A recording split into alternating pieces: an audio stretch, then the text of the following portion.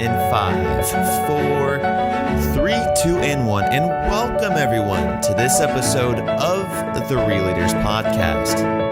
Okay, going live. It's telling me to take a deep breath in 1, 2, 3, 4, 5. We will go live. Welcome everyone to this episode of the Re-Leaders Podcast. I'm your host, Kevin Edwards. Joining us today is the Chief Environmental Evangelist of One Tree Planted, Mr. Matt Hill. Matt, thanks for being with us today. Hey, thank you. Pleasure to be here. So Matt, it's 2014. You decided to start One Tree Planted. Why'd you start it? How'd you get into it? And what were you doing before then? I was working for Eco Products, which was a manufacturer of sustainable food packaging. I just got them into the Winter Olympics in Vancouver. They asked me to run, so they had a mandate, the Winter Olympics in Vancouver, to be green. So I built Canada for Eco Products, and every time I was talking to businesses, trying to get them to go sustainable on their food packaging, and then the price sensitivity might have been out there. They were saying, "Oh, we wish we could help, Matt, but we wish we could do more." I'd always tell companies, "You can plant trees." People don't realize how important trees are to the environment. So I started the charity after, running Canada for Eco Products for many years. So what were the problems you experienced at first? Because a lot of entrepreneurs, they'll have great ideas and they realize, oh my gosh, this is a lot of work. What were some of the challenges you initially ran into?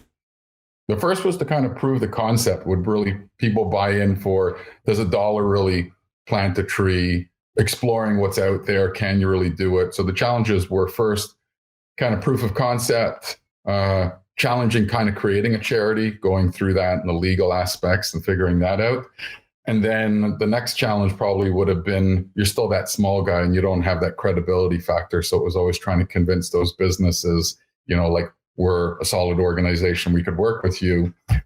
Those were some of the challenges. But, growing pains with any business, right? So you touched on the Vancouver Olympics, and that just reminded me. Last time I was there for a Sustainable Brands Conference right at the Olympic Cauldron downtown Vancouver. Mm-hmm. And there's always someone at that conference that's talking about impact measurements. What are some of the things that One Tree Planted measures, and how has it increased, your impact increased over time?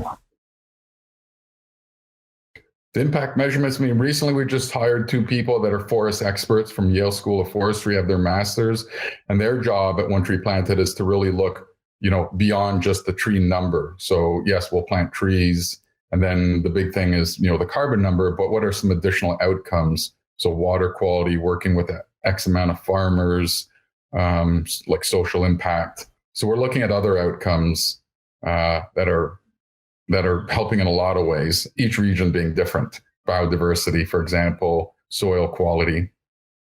So the impact can be in one place, but it obviously affects us all. We're in a point in time right now where the environmental costs of capitalism cannot comfortably be ignored.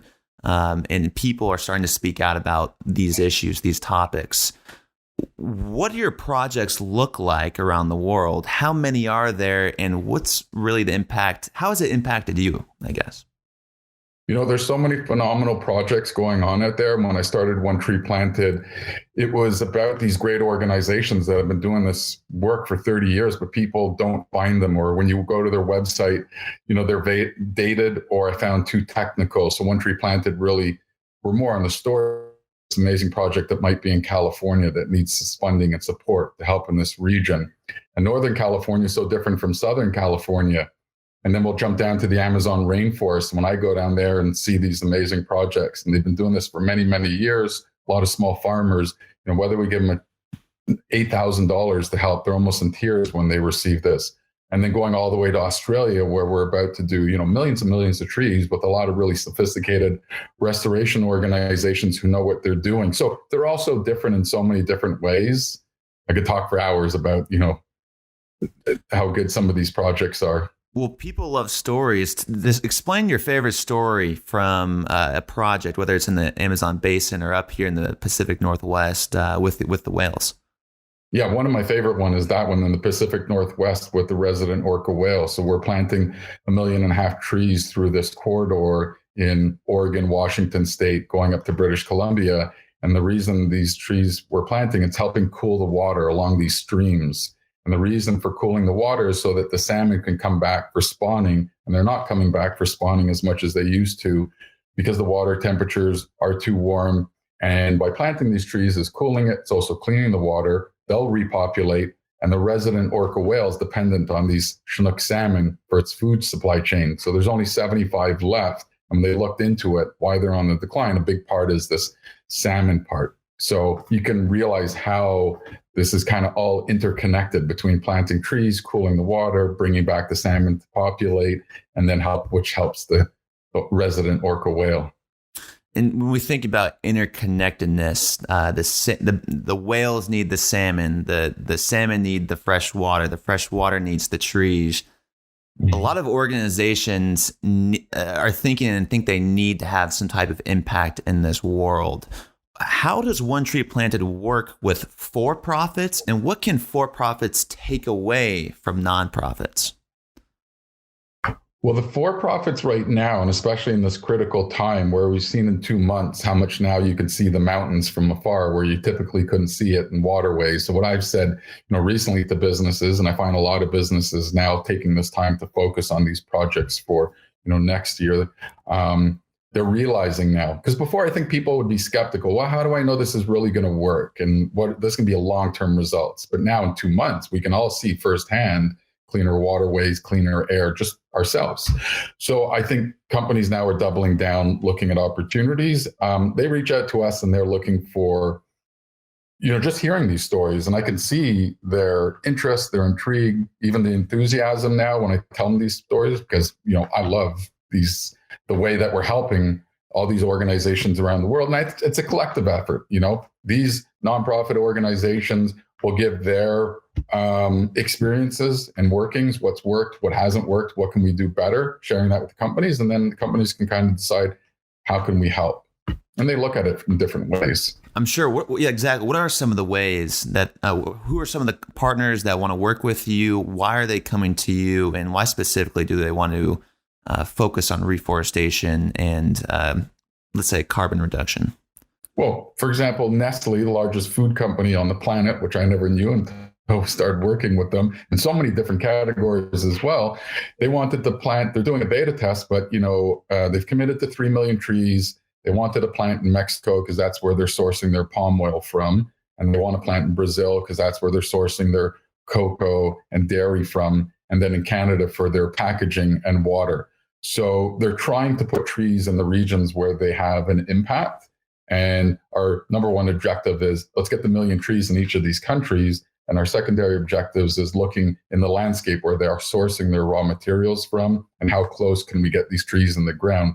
So we're beta testing, and then they have this ultimate longer term vision there. So that's on a supply chain aspect. We worked with Facebook where during Climate Week in New York City, they wanted people to experience tree planting in the middle of Times Square. So Facebook asked us to get trees that were, to New York State. We got the soil, we got the pots, and we brought in a bunch of project managers and had this pavilion in downtown New York, Times Square, where we're telling people about the importance of trees. The people potted it, they wrote little notes, and then we got these 1,500 trees planted in upstate New York. And then afterwards, Facebook donated, over $200,000 in the national forest to kind of get behind this initiative. So again, so many different ways. Some are doing it from a marketing aspect where they just want to say, hey, if you buy this product, it's going to help plant the tree. Others want to give back based on supply chain. Some just want to plant because it's the right thing to do, Absolutely. And Matt, we just had a question come in from one of the attendees today. And Shamini Donna asked, how do you determine what trees are planted? I know you just touched on that a little bit, but maybe let's break this down, because originally I thought it was just more for reforestation, reducing carbon emissions, just replenishing the land.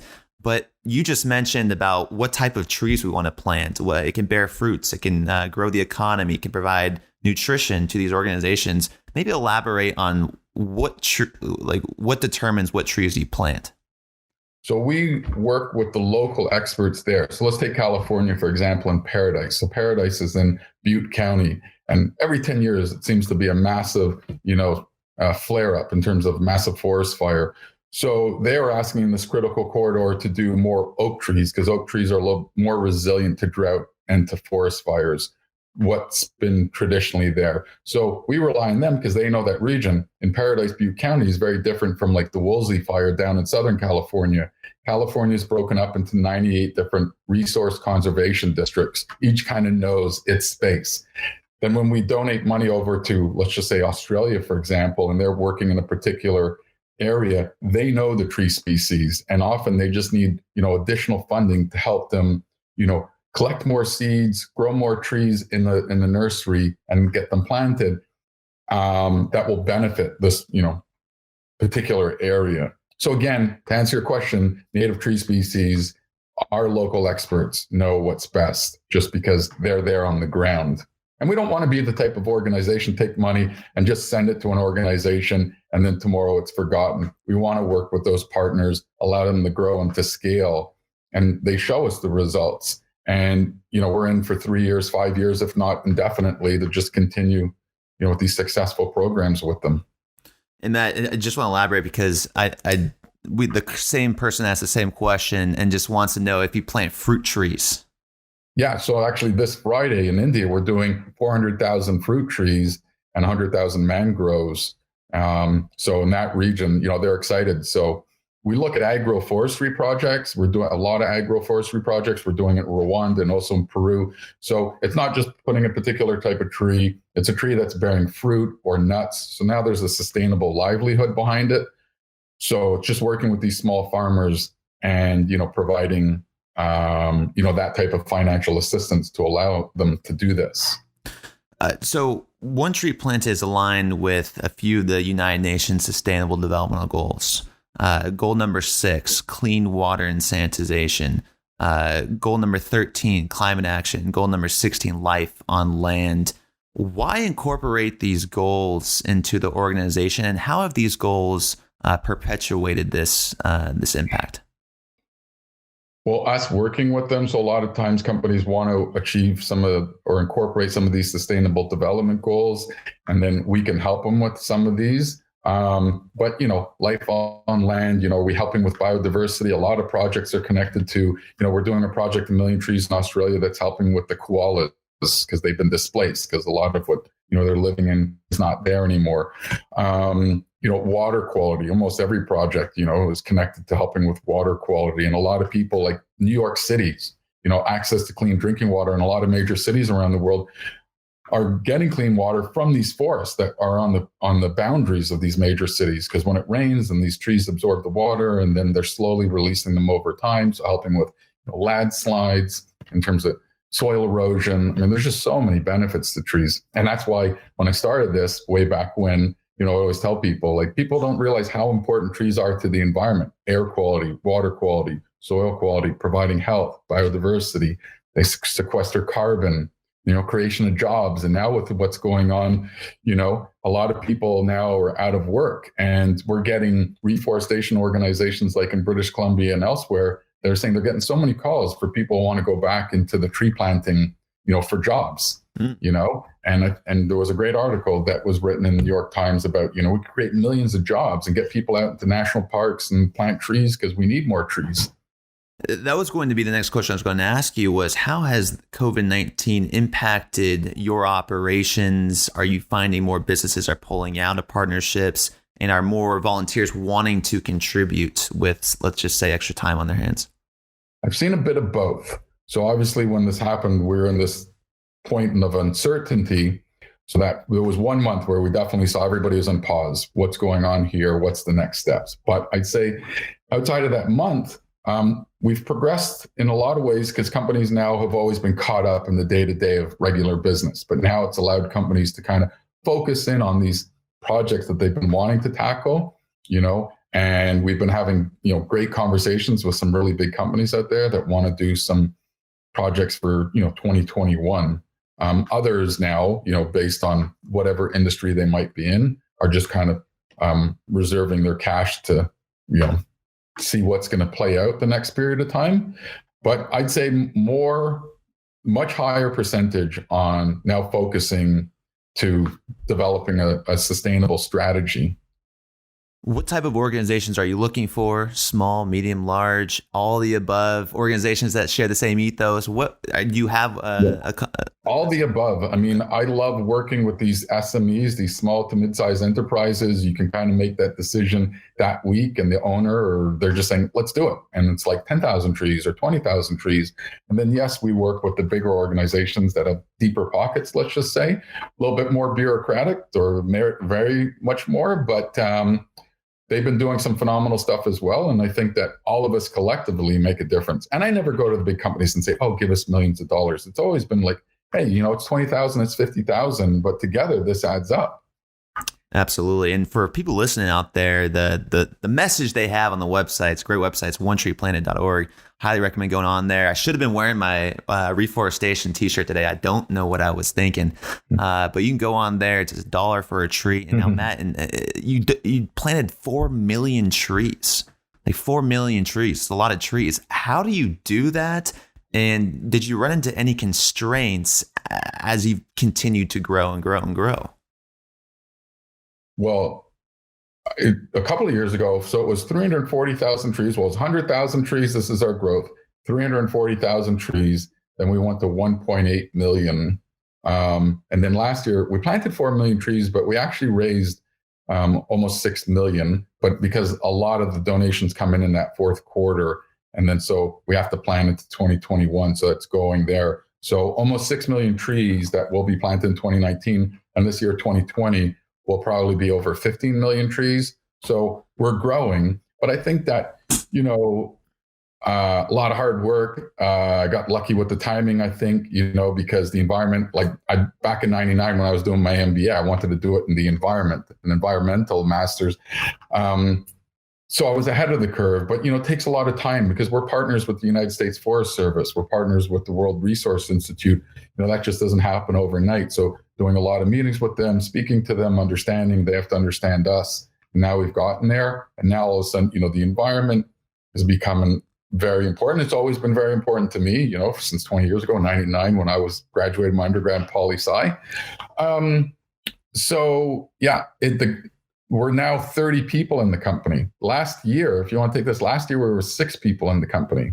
We just hired our 30th person. So during this COVID crisis, actually, we've hired 4 people just to accommodate our growth. It's incredible stuff, Matt. Round of applause for you all over at One Tree Planted. Great people, and 220 events in 1 year.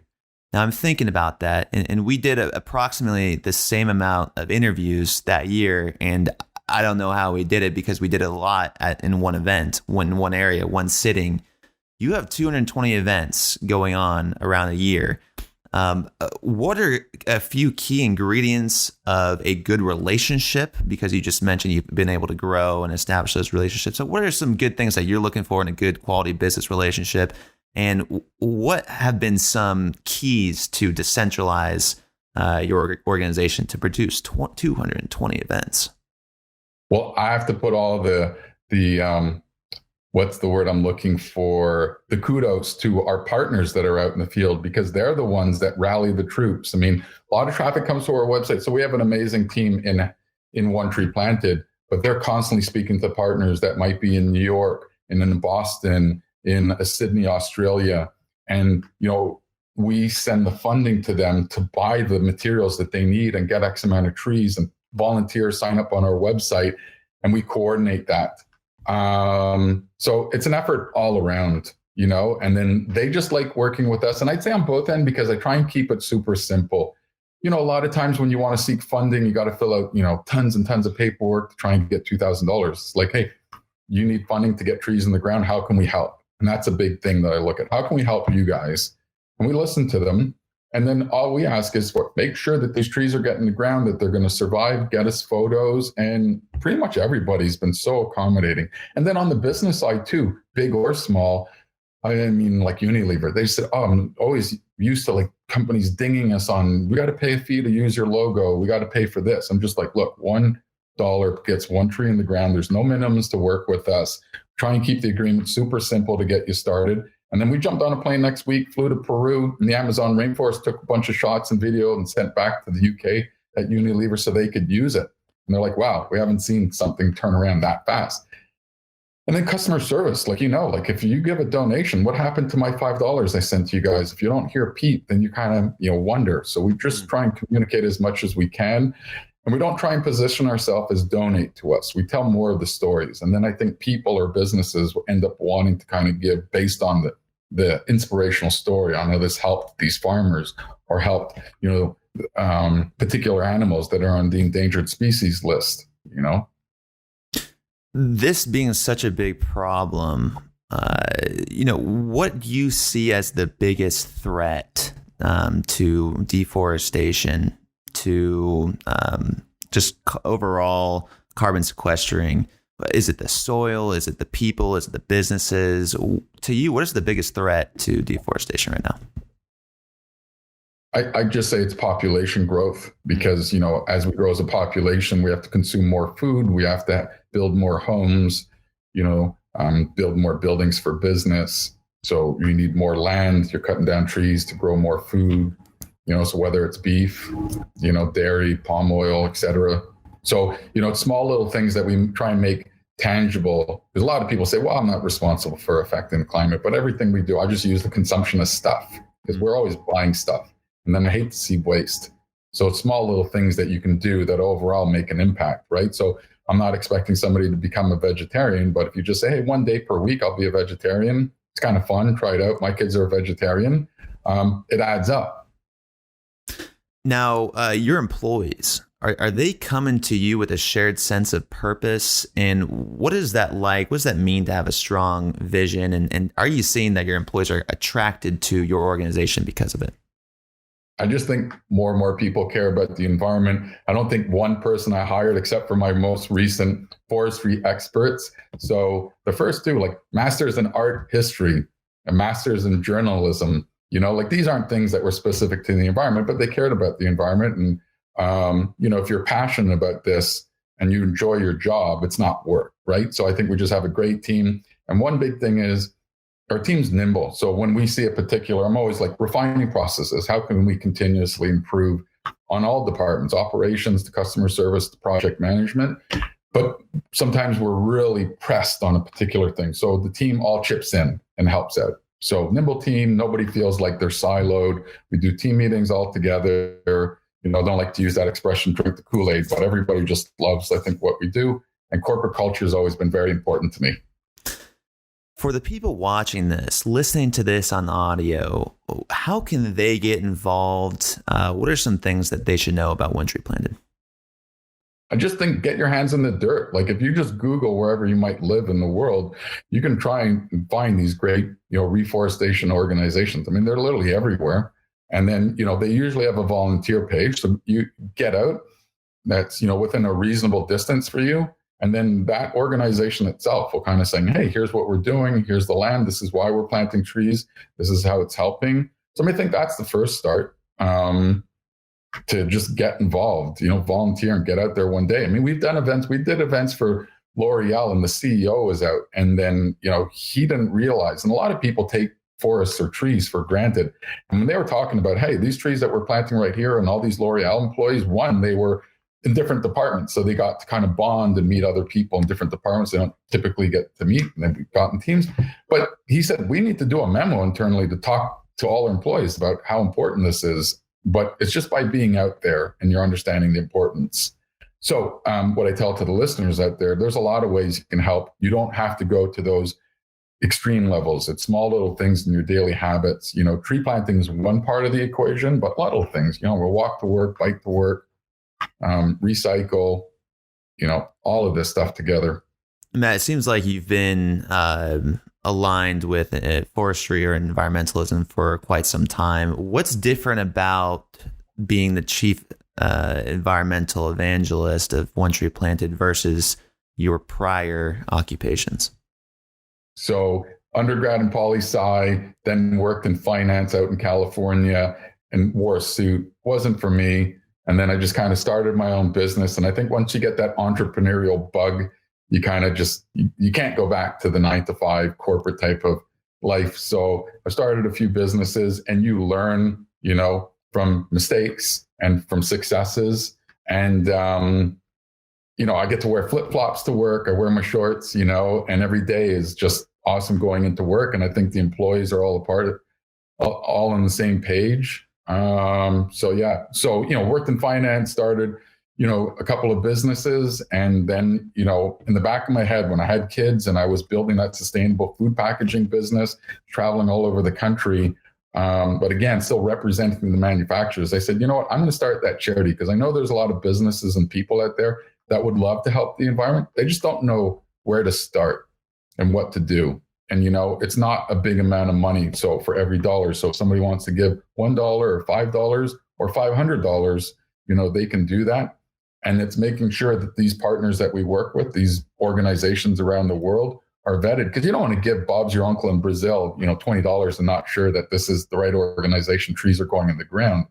So we really spend a lot of time on that transparency and explaining to people the cost to plant a tree, how you go about planting the tree, why maybe a project was not successful. I mean, I think that is something that people need to know about. Climate's changing. We're seeing snow in late June. That's not supposed to happen. We're seeing, I was out in British Columbia doing a site visit, and this thing was called the Black Army cutworm.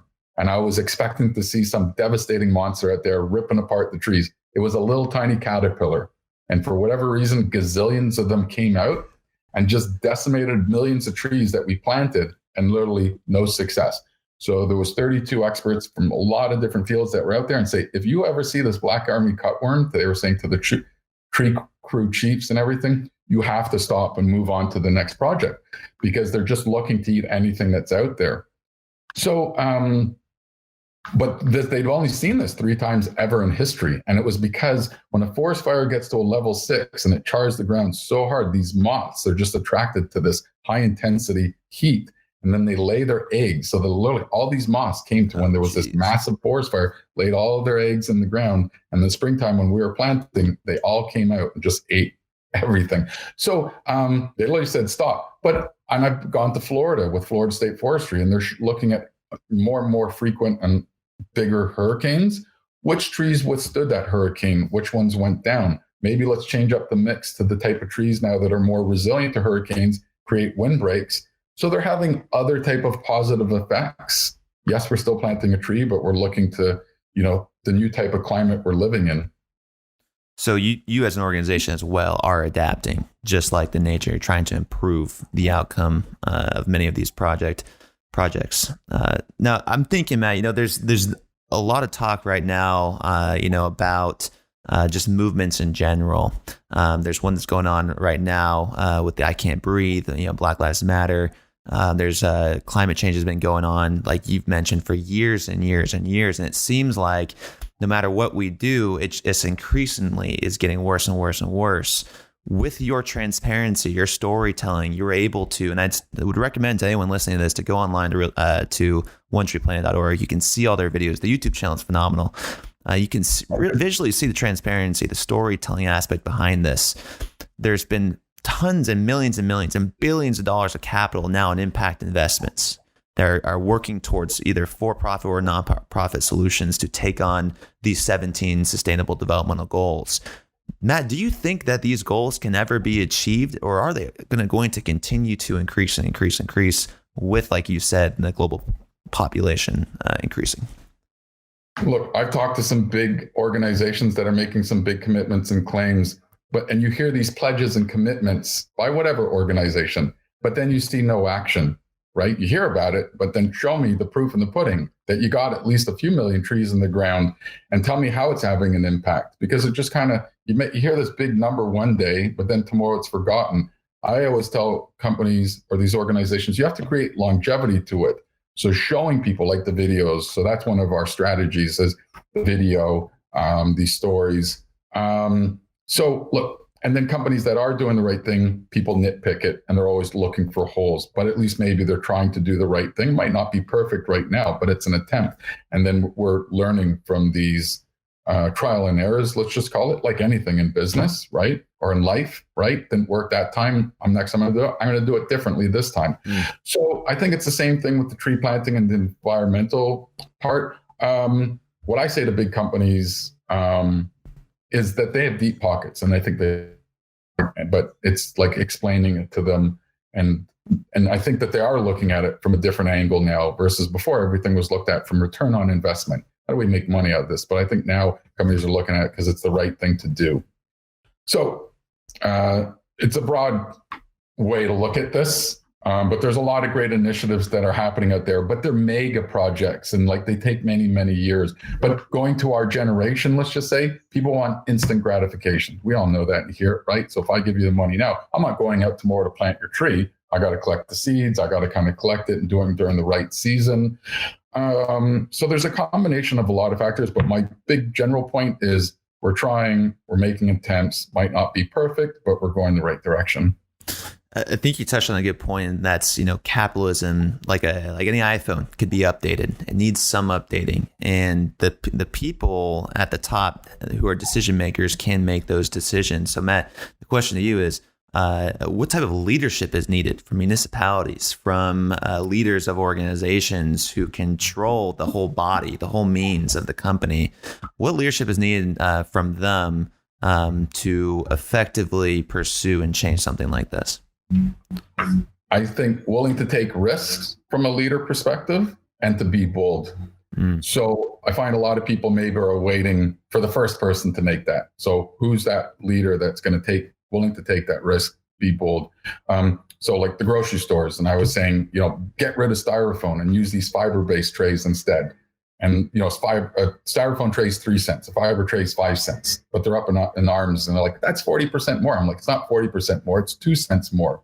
And then maybe put point of sale materials in the grocery store saying we're banning styrofoam. We're the grocery store across the nation that's just banning styrofoam because it's the right thing to do. Whether you eat that cost or you pass on that nickel to the consumer saying, hey, we're adding that 5 cent kind of little surcharge on your receipt. I have no problem as a consumer paying the 5 cents, knowing that the grocery chain taking that big, bold commitment to ban styrofoam, because styrofoam is just terrible toxins, and that goes in the landfill and takes thousands a year to break down. So that's my two that I would say in terms of what companies and people and organizations need to do. Well, Matt, speaking of the consumers, we've got a lot of people chiming in, asking a lot of questions, and I don't want to ignore them. So if you will, I've got a few questions here. Thank you, Shamini, for typing a lot of questions. Peter, we're going to start with yours. Peter asks, in Matt's view, what for-profit companies does he think are the most forward-thinking in his space, and which are his best partners? Okay, broke up a bit, but some of the best partners, I could tell you one, Niken, which is a clothing line in Switzerland. We started with them when we were small. They were small. They're doing so much great stuff and doing, over $20,000 a month, a small organization that was like a couple of dollars per month, but they've grown and they're with us continuing. They came out to Colorado with us to help plant trees, very enthusiastic young group. Facebook's got that cachet name, and worked with us to do something cool, in a New York, Times Square type of scenario, and then plant the trees in National Forest. Trafalgar was one of my first clients, big travel agency. And they said, when you go paperless, we're going to plant a tree. So, there's just so many, and I wouldn't want to miss any, but, what was the other part in the first? Because you broke up and I missed that. Oh, yeah. He just asked, what for-profit companies do you think are the most forward-looking and forward-thinking? Google's very progressive, and I think most people would probably assume that. But, we talked to them in terms of they've been carbon neutral as a company for 10 years. They do a lot of cool things. Employees there get, extra time to look at cool projects. So we're talking to Google on some things that are dealing with the environment, with their Google Maps and satellite imagery. But, Great to hear. Then Shamini asks, what is the most innovative project you've worked on? Please share. And what is the most challenging aspect of your work? Now that we've grown and we're 30 people, it was me, myself, and I were 6 people and then 10 people. So managing people and making sure we're always moving forward has been challenging in terms of keeping people motivated, challenged.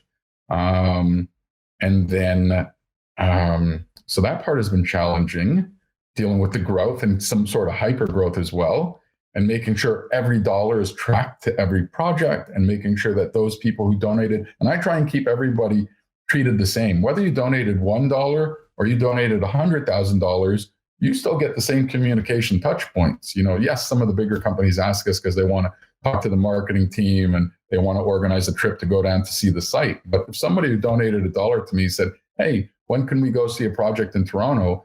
Let's just say, I would like to try and treat everybody the same. And we do. So that's a big part.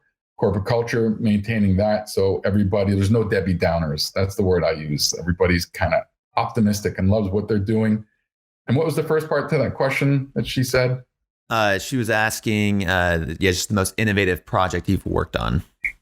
I think an innovative project that we're doing, I learned so much every day. When I went 2 years ago to South America to an agroforestry project that was dealing with growing cocoa, I eat chocolate since all my life. I had no clue that that's how they process and make chocolate. It looked like these gigantic papayas and they cut it open and it was all this white stuff with that and how they went through the whole process of chocolate. I was like, oh my God. So I get to see a lot of different cool projects every day in terms of how it's helping and making an impact. But I think in terms of the innovation now, looking at the technologies in terms of the monitoring, because the number one question I always get is how do I know my tree's going into the ground? So, we're taking photos and you go to the website. We try and post a lot of photos from the projects. We try and create a lot of videos to tell this, but to be able to click on a link for anybody and saying, hey, we've completed your project, click this link, and you could zoom in with satellite imagery to see kind of the before and after. And some people ask if they can watch the trees grow. And I'm like, it's like watching paint dry. If you want to, go for it, but trees don't grow that fast.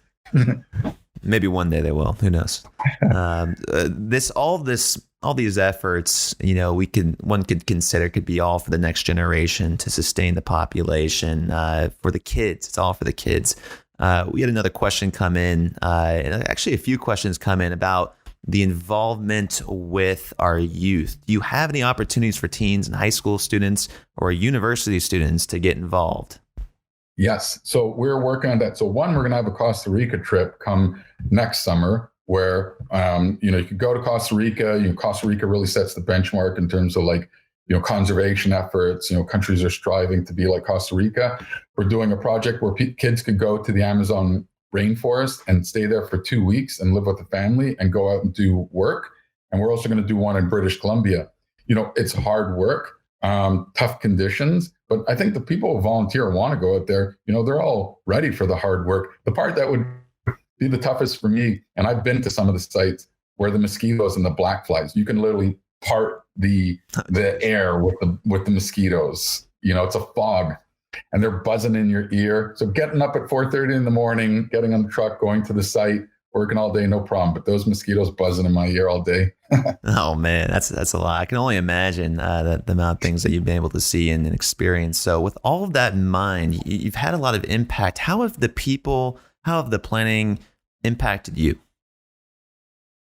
Impacted me? Yeah, I would have never have thought that Coldplay would be inviting me out to California to meet with them because for their new album in November, they are planting a tree with us for every album sold, and they stopped their tour because they wanted to look at how they could do it more efficiently from a carbon footprint aspect. And getting invitations to some of these things at Climate Week where big organizations like Rainforest Alliance and Jane Goodall Institute are there, big names that we all recognize. And I'm sitting at the table with some of these people, or we're actually contributing funds there. So when I started this, I just wanted to make an impact. And I said, look, it's going to be me, myself, and I'm going to have a positive impact. But we've grown a lot. I wouldn't use the celebrity type of name right there, but I get a lot of people now saying, oh my God, one tree planted. And that's always been my goal. It's never been a number of trees, whether it was 5 million trees or 50 million trees. It's you think of a tree planting organization, that one tree planted is what comes top of mind to that any person you stopped in the street. Mm. Yeah. So it's just been an incredible journey. Matt, it's been a pleasure having you on the show today. What a vision, what an effort to put trees back into the ground, bear fruits for those communities, sustain those efforts all around the world, 220 projects a year. So Matt, with all this in mind, the vision, the people, the impact, to you, Matt Hill, what is your definition of a real leader? So my definition of a real leader would probably be somebody that's inspiring, hard worker, has great communication skills, and always there to help in any way. And I always remember I had a great boss, and he would say to me, and I was just like a nobody in this big company, and he's like, how's it going up there in Canada? And what can we do to help you? Like, a leader is that type of person, no matter where you are in the organization, that's there to clear any obstacles that might be there for you. So I think that's one thing that I took away, working at a company. But yeah, it's a lot of hard work, being able to communicate with the team. And I always look at things when we do it as a team. What worked well? What didn't? What can we do better the next time? Matt, again, pleasure having you on the show. Thank you so much. And thank you all for attending today, all 15 of you. We want more people. Make sure you share this link with your friends, with your family, with your network to continue this movement and put more trees into the ground, people. For Matt Hill, I'm Kevin Edwards, asking you to go out there, ask what you can do to help. And always, folks, keep it real. Thanks for coming on the show, Matt. My pleasure. Thanks, Kevin. All right, good people, and thank you for tuning into this episode of the Realleaders Podcast. We hope you enjoyed it as much as we did. And if you haven't yet subscribed or left a review, then please, by all means, hit the subscribe button or scroll down to the very bottom and leave us a review. Let us know who you want to have on the show, what you like, what you don't like, and how we can improve. For all the visual learners out there today, if you want to watch this episode on your computer or TV with friends and family, make sure to subscribe to our new YouTube channel at Realleaders Magazine to see all of our interviews with guests harnessing capitalism to sustain the planet, people, and profits. This episode was a live recording on our new Crowdcast platform. All we want you to do is go online to real-leaders.com, hit newsletter, type in your email to be notified of upcoming events so you can appear on screen and ask questions to people like Matt. Thanks again for being a Real Leader, and stay tuned for the next episode.